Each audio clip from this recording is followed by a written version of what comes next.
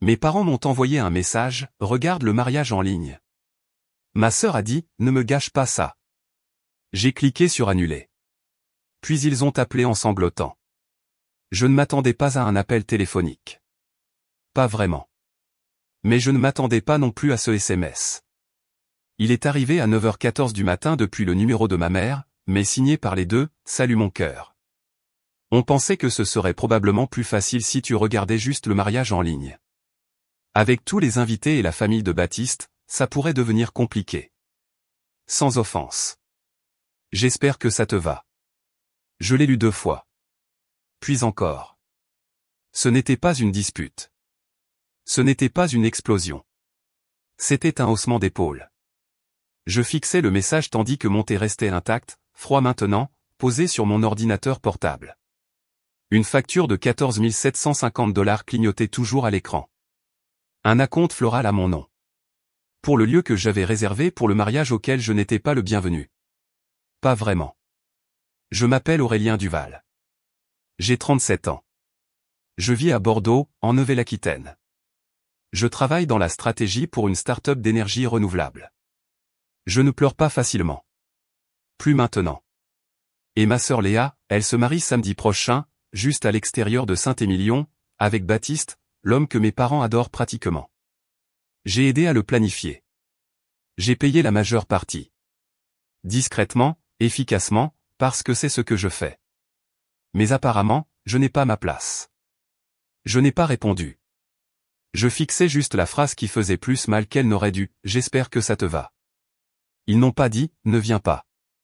Ils ont dit que je n'étais jamais vraiment censé être là. Ce n'est pas comme si j'avais jamais été le favori, mais pendant longtemps, j'ai pensé qu'être celui sur qui on pouvait compter signifiait quelque chose. Quand Léa a échoué à son premier semestre à l'université de Poitiers, je l'ai aidé à se réinscrire dans une plus petite université près de la maison. J'ai payé ses frais de dossier, les conduites à ses entretiens. Quand le travail de consultant de papa s'est tari en 2016 et qu'ils ont failli perdre la maison du lac, j'ai puisé dans mes économies celles que je mettais de côté pour une maison et je leur ai viré 18 000 $ sans poser de questions. Quand maman a eu sa chirurgie de la hanche, je suis rentré et j'y suis resté 10 jours, annulant des réunions, faisant les courses, gérant les médicaments, et même récurant la salle de bain. Léa a posté un selfie souvenir cette semaine-là avec la légende, pour toujours, mes parents déchirent. Elle a eu 430 likes. J'ai eu une tendinite. Je n'ai pas besoin d'applaudissements. Jamais eu. Mais quelque part en chemin, j'ai commencé à réaliser que lorsque je maintenais les choses, ils supposaient que c'était juste le cours normal des choses. Personne ne se souvient de la personne qui répare le toit. Ils se plaignent juste quand le sol est de nouveau mouillé. Le mariage n'était que la même chose encore et encore. Léa voulait un lieu de grange parfait comme sur Pinterest, juste à l'extérieur de Saint-Émilion, le genre avec des ampoules Edison, un violoncelle en direct et une table de dégustation organisée. C'était hors budget. Les parents de Baptiste ont dit qu'ils contribueraient un montant symbolique. Mes parents étaient entre deux situations, alors je l'ai réservé à mon nom et j'ai dit à Léa de ne pas stresser. Elle ne l'a pas fait, pas une seule fois. Plus je gérais, plus il me faisait disparaître. Au début, c'était de petites choses, je n'ai pas été ajouté au groupe de discussion de la mariée. On m'a dit de porter ce que je voulais. Tu es toujours bien en bleu marine. J'ai proposé d'aider avec le plan de table. Léa a dit, tu n'es pas doué avec les dynamiques. C'est juste mieux si Baptiste, maman et moi nous en occupons. Les dynamiques ? J'ai failli rire. J'ai mené des négociations de fusion-acquisition à travers 3 continents. L'organisatrice m'a appelé une fois pour confirmer un changement dans la conception de l'éclairage. J'ai dit que je ne savais pas. Elle a semblé confuse. Je pensais que vous gériez le côté production. Je l'avais fait, jusqu'à ce que je ne le fasse plus. Plus je m'effaçais du processus, plus tout semblait facile pour eux. Je suis devenu la ligne de service public qu'ils oubliaient être toujours branchés. Et puis vint le mini-choc. Sacha, mon assistante, m'a transféré un email qu'elle n'était pas censée recevoir. Un fil de discussion informelle de l'organisatrice discutant de la liste des photos finales de l'album de mariage. Enfouée à mi-chemin, cette phrase de ma mère, s'il vous plaît, assurez-vous que la sœur de la mariée n'est pas sur les photos du premier rang. Léa préfère ainsi. Pas de, s'il vous plaît consultez. Pas d'explication. Juste une décision. Cette nuit-là, je n'ai pas dormi. J'ai juste fixé le plafond et essayé de me souvenir de la dernière fois où l'un d'eux m'avait demandé comment j'allais. Je ne pouvais pas. C'est étrange comme on peut disparaître sans jamais partir. La première fois que je l'ai remarqué, c'était au brunch de la mariée de Léa. J'ai pris un vol tôt, j'ai séjourné dans un hôtel que j'avais réservé moi-même et j'ai apporté les verres gravés qu'elle avait oublié de commander. Je n'étais pas sur l'invitation, mais j'ai supposé ou j'ai espéré qu'il reconnaîtrait que j'étais derrière la plupart des choses. Des photos sont apparues sur Facebook cette nuit-là. Des dizaines. Tout le monde riant, des flûtes de champagne scintillant au soleil, des robes assorties. J'ai défilé jusqu'à la fin, me demandant où j'étais. Je suis apparu une fois, flou, à moitié caché derrière une arche fleurie. Pas de tag. L'album était intitulé « La meilleure équipe qu'une mariée puisse souhaiter ».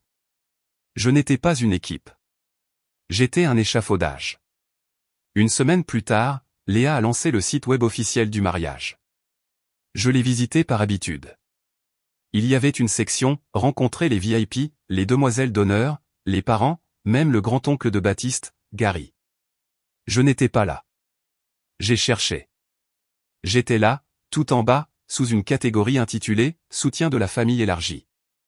Pas de biographie, pas de lien. Juste mon prénom mal orthographié. Et puis le clic final. J'ai essayé de me connecter au portail de planification du mariage que j'avais construit pour eux, avec les calendriers, les factures, les contrats. Cela m'a redirigé vers un écran, vous avez été retiré de ce projet. Pas de message, pas d'avertissement. Juste parti.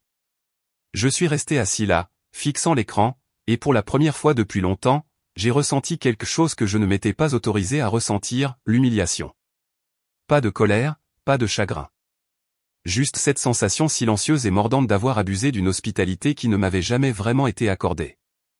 Cette nuit-là, j'ai relu l'email que Sacha m'avait transféré, celui avec la demande de maman de me retirer de la ligne des photos finales. Le fil de discussion montrait qu'il avait approuvé, Léa. La même Léa avec qui j'avais veillé des nuits entières pendant sa crise universitaire. La même Léa dont j'avais annulé un bail sans le dire à papa et maman. Elle avait validé la suppression avec un emoji pouce levé. Je n'ai dit à personne que je me retirais. J'ai juste arrêté d'intervenir. Le deuxième essayage de la robe de Léa était prévu un mardi. Je l'avais organisé 2 mois plus tôt. Envoyer la compte, confirmer le tailleur. Je n'y suis pas allé. Personne n'a demandé pourquoi. 2 jours plus tard, un selfie du dernier essayage de la mariée est apparu, Léa, sa demoiselle d'honneur, notre mère. Tout sourire. Aucune mention de qui avait payé les retouches.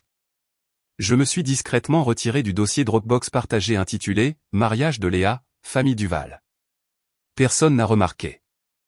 Je me suis connecté au portail de réservation du fleuriste, celui avec les luxuriantes pivoines blanches que Léa voulait, même si ce n'était pas la saison, et j'ai mis à jour l'email de contact. J'ai mis le propre Gmail de la mariée avec une note « Veuillez diriger les futures requêtes ici ». Je suis resté dans ma cuisine tard cette nuit-là, les lumières éteintes sauf l'écran de l'ordinateur portable. La même page de facture clignotait toujours, impayée. C'est à ce moment-là que j'ai commencé à collecter les reçus, pas seulement financiers. Tous, capture d'écran, fil de discussion, notes de fournisseurs me remerciant pour des réponses rapides. L'historique des versions du site web du mariage où j'ai vu comment mon nom avait une fois été dans la section de l'équipe de planification avant que quelqu'un ne supprime discrètement cette ligne. Il n'y a pas eu de déclaration, pas de dispute, pas de « j'en ai marre ». J'ai juste lâché la corde et j'ai regardé si quelqu'un remarquait qu'elle tombait. Ils n'ont pas remarqué. Ce week-end-là, j'ai posté une seule histoire sur Instagram. Une photo d'un café à Bordeaux, une table pour 2 mais une seule place occupée. Le thé était intact. Une carte de place vide était posée en face. Pas de légende, pas de visage. Juste le silence. Sacha a répondu avec un seul emoji. Elle a compris. Le lendemain matin, j'ai supprimé l'invitation Google Agenda partagée pour le week-end du mariage. Personne ne me l'a renvoyé. Je n'ai pas annulé mon hôtel. Je n'ai juste jamais fait mes valises. L'absence est devenue sa propre forme de déclaration. Pas audacieuse, juste impossible à manquer si quelqu'un avait suffisamment cherché. La semaine du mariage, l'air à Bordeaux est devenu lourd avec la chaleur de fin de printemps. J'ai travaillé tard tous les soirs mais mon esprit n'était pas au travail. Il revenait à cette seule phrase, regarde-le en ligne. D'accord. Je n'ai jamais répondu. Le mercredi, 2 jours avant le dîner de répétition, j'ai rencontré Jérôme, notre avocat interne, pour le déjeuner. Je n'attaque personne en justice, ai-je dit avant même qu'il n'ouvre son menu. Il a ri une fois. Pas besoin. Vous voulez juste arrêter de payer la facture. Il m'a expliqué la formulation. Simple, factuel, effet immédiat, Aurélien Duval retire tout parrainage financier et toute coordination logistique liée au mariage de Léa Duval et Baptiste Leroy. Ce n'était pas une vengeance. C'était une clarté. Le lendemain matin, le message est parti de mon email personnel. Pas du travail, pas d'entête juridique. Numéro de confirmation, annulation, factures annulées, fournisseur en copie, calendrier inclus. Dès le vendredi, les fissures étaient visibles. J'ai reçu mon premier message de l'organisatrice de mariage, une femme nommée Clara que je n'avais jamais rencontrée en personne mais qui s'était appuyée sur moi pendant 6 mois. Bonjour Aurélien, je viens de recevoir votre note. Êtes-vous sûr de vouloir vous retirer entièrement? Certains éléments pourraient être difficiles à remplacer si près de la date. Pas de salutation, pas de chaleur. Juste de la panique voilée de politesse. Je n'ai pas répondu. Cet après-midi-là, mon téléphone a sonné. C'était maman. J'ai regardé sonner 5 fois, puis se taire. Elle n'a pas laissé de message vocal. Le samedi matin, le jour du mariage, le désassemblage avait commencé. Le fleuriste a appelé le numéro de Léa à 6h42 du matin pour confirmer la livraison. La carte de crédit a été refusée. Le quatuor accorde à annuler, aucun paiement final reçu. Les navettes de l'hôtel ont cessé leur service, la réservation annulée. Le lieu de la grange, celui pour lequel j'avais versé la compte initiale, est resté ouvert, mais avec un solde de 14 750 $ à payer. Et puis vint l'attente. Les parents de Baptiste avaient supposé que c'était réglé. Ce n'était pas le cas. Clara a essayé de la commander en urgence, mais le fournisseur ne la livrerait pas sans paiement anticipé et Léa avait vidé sa propre carte sur les cadeaux et la signalétique. Les invités sont arrivés pour trouver ni fleurs, ni tentes, ni musique.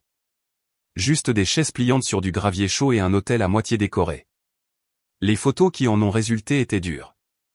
Quelqu'un a essayé de sauver la situation avec des polaroïds. L'un montrait Léa serrant son bouquet ou des tulipes achetées en magasin avec un visage tordu entre rage et incrédulité. J'ai observé tout cela depuis le parc national des Pyrénées, à 4 heures à l'ouest, où j'avais conduit sans signal cellulaire. Juste moi, un livre de poche et une bouteille en verre de Topo Chico suant au soleil. Sacha me tenait informé par email une fois que j'avais de nouveau du réseau. La mère de la mariée a fait une crise complète. Les invités ont commencé à partir après 40 minutes. Certains pensaient que c'était une blague. Il n'y a pas eu de diffusion en direct. L'organisatrice n'avait pas payé le forfait, donc techniquement, je l'avais regardé de loin. Mais il n'y avait rien à voir, pas de cérémonie, pas de célébration, pas de centre. Cette nuit-là, Léa a posté une photo, un selfie flou en noir et blanc d'elle et Baptiste debout dans un champ, légendé, vœux privés sans filtre juste de l'amour. J'ai presque respecté le coup de com'. Ce qu'aucun d'eux ne savait, c'est que je n'avais rien retiré. J'avais seulement retiré ce qui n'avait jamais été vraiment reconnu en premier lieu. Ils pensaient que j'avais disparu. Mais j'avais seulement arrêté de porter ce qui n'était jamais censé être à moi. Il a fallu 3 jours avant que quelqu'un ne frappe. J'étais de retour à Bordeaux, assis sur mon patio avec un livre ouvert et non lu, quand j'ai entendu la sonnette. À travers la vitre, j'ai vu mon père, pantalon kaki, chemise à col, la même expression qu'il avait à chaque dîner de vacances quand quelqu'un abordait la politique. Derrière lui, ma mère serrait son sac comme si on allait le lui voler. Il n'avait pas l'air en colère. Juste répété. Mon cœur, commença maman. On peut entrer? Je n'ai pas bougé. J'ai 10 minutes. Ils sont entrés comme des étrangers dans un musée. Tout était propre, minimaliste, organisé. Une seule photo encadrée de moi au machu picchu, souriant seul. Nous ne sommes pas là pour blâmer, dit papa. Nous voulons juste parler, comprendre comment les choses ont été mal comprises. Mal comprises? Comme si j'avais trébuché et était tombé des photos de mariage par accident. Nous étions sous pression, ajouta maman. Léa était stressée. L'organisatrice a fait des erreurs. Ce n'était pas à propos de vous, dis-je. Je n'ai rien dit. Papa soupira. Mais la façon dont les choses ont tourné, ça a fait passer Léa pour irresponsable, ingrate. La famille de Baptiste est contrariée. Tu sais comment fonctionne la perception. Voilà. Pas des excuses. Une demande de gestion de l'image. Maman s'est légèrement penchée. Si tu pouvais juste faire une déclaration, quelque chose de neutre, comme si tu avais eu un conflit professionnel ou que tu avais préféré leur laisser leur espace, ça aiderait vraiment à arranger les choses. Elle ne demandait pas pardon. Elle demandait de la communication. Je me suis tourné vers le couloir alors que Sacha sortait, tenant un dossier. Elle a fait une pause, puis est passée devant eux, le posant sur la table d'appoint avec un signe de tête vers moi. Elle n'a pas dit un mot. Ma mère a cligné des yeux. C'est ton assistante ? J'ai hoché la tête. L'une d'entre elles. Silence. Et puis le rebondissement auquel je ne m'étais pas attendu. Un SMS plus tard cette nuit-là de tante Lily, celle qui me défendait toujours lors des événements familiaux. Celle qui m'avait un jour murmuré, « Tu ne mérites pas la façon dont il te traite. » Son message disait, « Peut-être ne traîne pas ça en longueur, Aurélien. C'est déjà un désordre. Nous devons tous passer à autre chose. Pas, nous te devons des excuses. Pas, comment vas-tu ? Juste, laisse ça mourir dans le silence. » Même ceux qui avaient vu ce qui s'était passé préféraient l'enterrer plutôt que de reconnaître la pourriture, quand même ceux qui t'avaient jadis défendu demandaient le silence. Que défendait-il au juste, pour commencer ? Je n'ai pas répondu à tante Lily. Je n'ai pas envoyé de déclaration. Je n'ai pas posté de clarification. Je ne me suis pas présenté au brunch post-mariage auquel Léa m'avait invité, 3 jours en retard. Un message de dernière minute qui disait « Tu nous as manqué. Rattrapons le temps perdu, d'accord ? Pas de drame. Pas de drame. » Comme si tout ne s'était pas effondré devant 80 invités et une tente de traiteurs fermée. La vérité était que je n'étais plus en colère. La colère implique que vous attendez toujours quelque chose d'eux. Une explication, des excuses, peut-être même de l'amour. Ce n'était pas le cas. Ce que je voulais, c'était un espace suffisamment vaste pour qu'ils ne puissent plus prétendre que je faisais partie de leur histoire. Au travail, Sacha a mis à jour mon calendrier. Nous avons supprimé les événements de remplacement intitulés « Tâche de mariage de Léa ». Elle n'a pas demandé pourquoi. Elle a juste renommé le dossier « Fermé, non oublié ». Ce vendredi-là, maman a envoyé un dernier email. Juste pour prendre des nouvelles. Ton père et moi sommes toujours tes parents, Aurélien. Nous t'aimons. S'il te plaît, ne laisse pas cela nous diviser pour toujours. Je suis resté avec cette phrase un moment. J'ai pensé à tout ce que j'avais financé, porté, organisé. J'ai pensé à cette liste de RSVP. À l'email de l'organisatrice. Au toast de Baptiste où il a remercié tous ceux qui avaient rendu cette journée possible et ne m'a jamais mentionné une seule fois. Puis j'ai tapé une phrase, « J'ai toujours été là. Vous avez juste construit une vie qui fonctionnait mieux sans moi. » Je ne l'ai pas signé, avec amour. Je n'ai pas appuyé sur « Envoyer ». Je l'ai imprimé, plié, glissé dans une enveloppe et laissé sur la table du couloir, à côté de l'invitation intacte pour le dîner de célébration reporté de Léa. Je n'ai plus jamais rouvert cette enveloppe. Une semaine plus tard, je suis entré dans le petit centre de services postaux près du quartier des Chartrons avec une seule enveloppe matelassée à la main. À l'intérieur, une clé USB étiquetée de mon écriture, dépense mariage Duval final. Également à l'intérieur, la lettre imprimée que je n'avais jamais envoyée, celle qui disait « J'ai toujours été là. Vous avez juste construit une vie qui fonctionnait mieux sans moi. » Je n'ai pas laissé d'adresse de retour. J'ai payé en espèces et je suis sorti sans me retourner. Ce soir-là, j'ai nettoyé mon appartement, non pas des choses, mais des ombres. J'ai supprimé l'album familial partagé sur mon cloud, me suis désabonné de Léa, j'ai coupé le son des messages de maman, archivé le dossier avec les notes de lieu et les détails des factures. J'ai préparé une tasse de Darjeeling et l'ai posée sur la table de la cuisine, en face d'une chaise vide. Puis j'ai pris la dernière photo de mariage que j'avais jamais conservée, celle floue où je me tenais derrière l'arche fleurie, et je l'ai sortie de son cadre. Je l'ai remplacée par une nouvelle, moi seul dans le parc national des Pyrénées. Pas de filtre, pas de légende. Juste le soleil, la sueur et le silence. J'ai laissé l'ancienne photo sur la table, face cachée. Le lendemain matin, j'ai trouvé un message dans ma boîte de réception. Il venait de l'organisatrice. Cours. Pas de salutation. Documents finaux reçus. Compris. Compris. Pas, merci. Pas, nous sommes désolés. C'était bien. Je n'avais pas besoin de clôture de la part de personnes qui n'avaient jamais laissé de porte ouverte. Ce dimanche-là, j'ai visité un marché d'antiquités locales. Je ne cherchais rien, mais j'ai vu un porte-nom en bois, sculpté, usé. Il avait de la place pour 2 noms. Je l'ai acheté, l'ai ramené à la maison, et j'y ai glissé un seul morceau de papier. Il disait « réservé, pas oublié ». Je l'ai placé en face de la chaise vide et je n'ai pas parlé. Ils m'ont demandé de regarder le mariage de loin, alors je l'ai fait. Et de là, je les ai vus s'effondrer. Si vous avez déjà été discrètement effacé d'une histoire que vous avez aidé à construire, laissez juste un mot qu'ils n'ont jamais donné.